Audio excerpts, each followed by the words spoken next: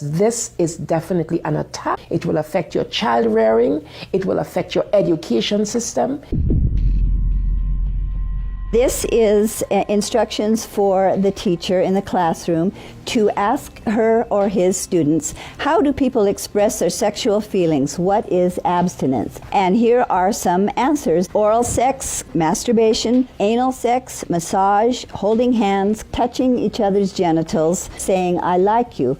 And what they're doing is equating all these things. Saying I like you is equal to anal sex. It is pornography. Men, especially on the house floor, did not want to look at. We couldn't show this on the television news, but yet we want our 4th grade children to be looking at this book. In the name of sexuality education, children are seeing obscene materials that have been ruled by Congress and by the Supreme Court impossible to show to children.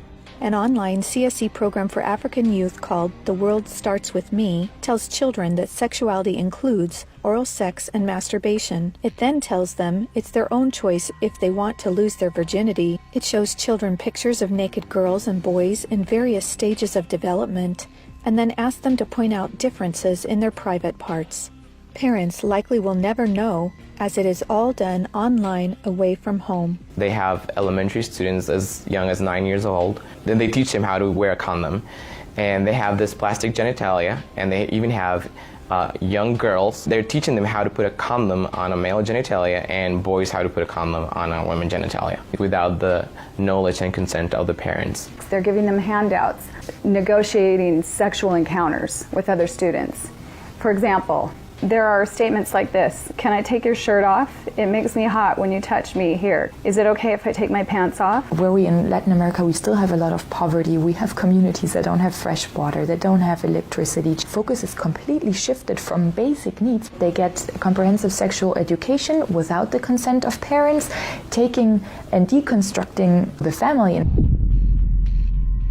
My brother Luigi and I had an opportunity to go to the United Nations and give a speech on the UN floor. I told them how Planned Parenthood was passing out a booklet for HIV positive youth at the United Nations called Healthy, Happy and Hot. This is for the kids who have AIDS. It teaches about sexual pleasure through masturbation, with same-sex partners, and even if you are drunk.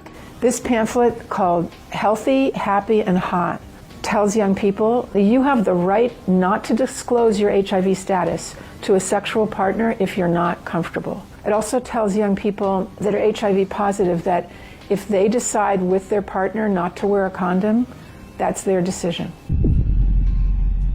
The World Health Organization standards for sexuality education in Europe actually suggest that children ages 0 to 4 should be given information about masturbation and given the right to explore their gender identity. For ages 4 to 6, children should be taught about same-sex relationships and respect for different norms regarding sexuality.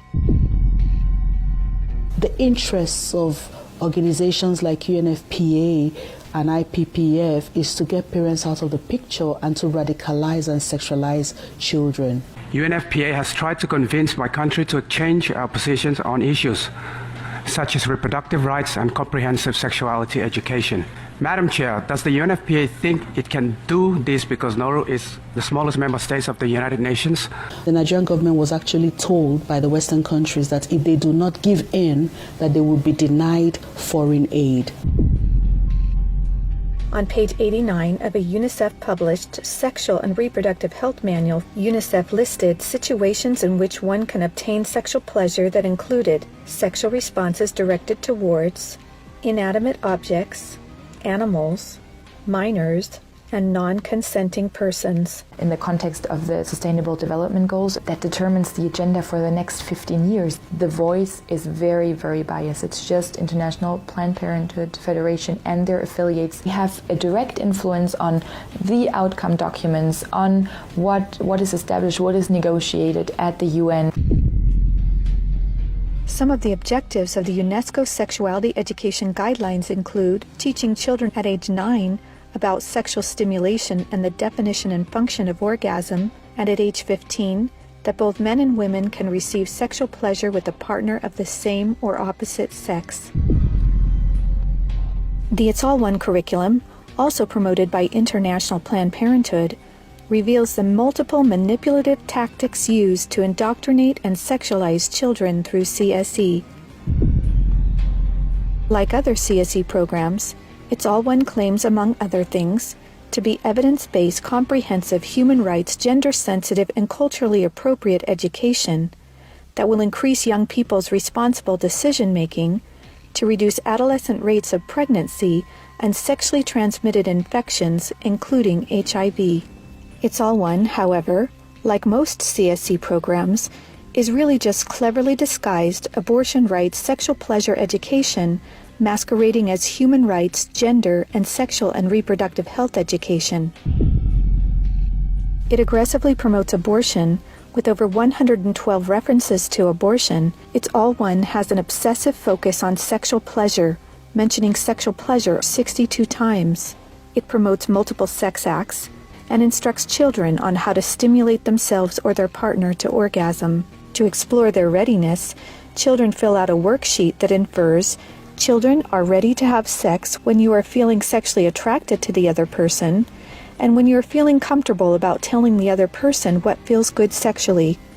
It teaches that human rights encompass sexual rights, including alleged rights to all persons to sexual expression and the right to seek sexual pleasure. Hooking children on sex is a multi-billion-dollar business for Planned Parenthood and other similar organizations. This is because children, or prospects, once sexualized, become Planned Parenthood customers, dependent upon their services. Comprehensive sexuality education programs are disguised under many names.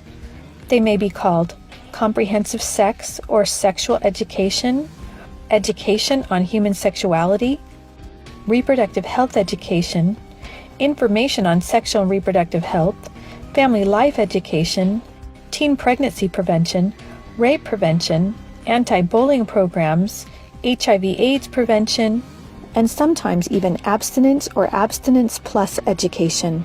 CSE programs usually falsely claim to be age-appropriate, evidence-based, healthy sexuality education that will prevent teen pregnancy, sexual abuse, STDs, and HIV.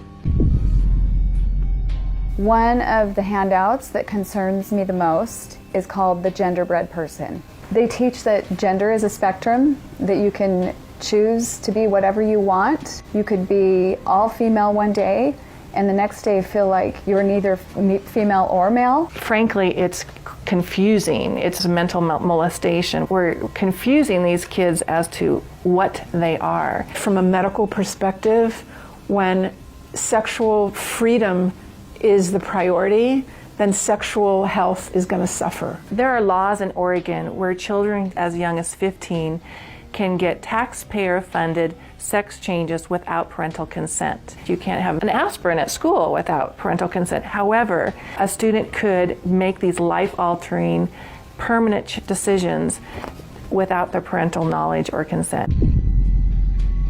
Sexual rights, sexual education movements began with Dr. Alfred C. Kinsey. Kinsey actually had pedophiles measure with a stopwatch how many children could achieve what he called orgasms within a 24-hour period. Today, comprehensive sexuality education is based on this philosophy that children are sexual from birth, created by Kinsey. Say no to CSE! Say no to CSE! We've got to stop it. We've got to use everything at our disposal. We have to stand together to stop this attack against our children. And they have all this funding and this organization, but we know that if we stand together, we can do something for the family, for the children. We stopped the Kinsey sexuality education program in Croatia. It is time for parents to say, no, my family is mine. My wife is mine. I am hers. Our children are ours.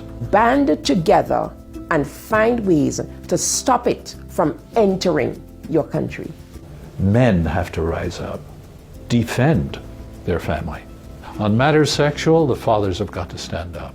Say, you have no place talking sexuality to my children. We resist it, even with our lives, because that's what life is all about. It's happening on our watch. If we don't do something about it, it is all of us that carry that guilt. To learn more and to sign the petition to stop comprehensive sexuality education, go to stopcsc.org. Together, we can and will protect the world's children.